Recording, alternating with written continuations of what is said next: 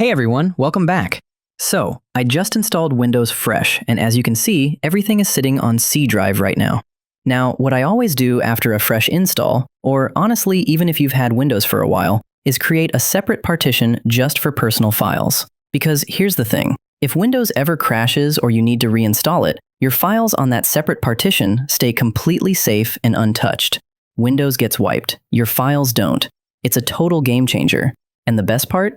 We don't need to download anything for this. Windows already has a built-in tool, it's completely free, and the whole thing takes less than 5 minutes. So let's just get into it.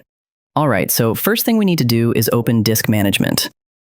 Okay, so now I'm going to right-click on C, Drive, and from this menu, select Shrink Volume. Just give it a second, it's querying the disk. Alright, so this dialog box pops up, and the only thing you need to worry about here is this field. Enter the amount of space to shrink in megabytes. So basically, whatever size you want your new partition to be, type that number here.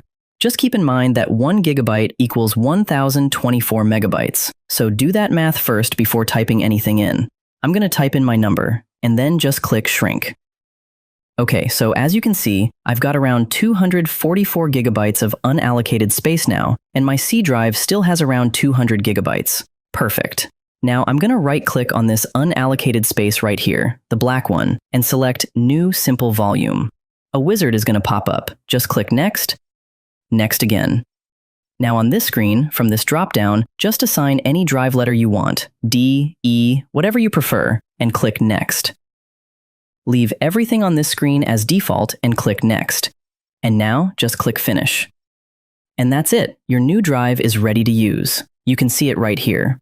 And that's pretty much it, guys. Super simple. No third-party software, just Windows doing its thing.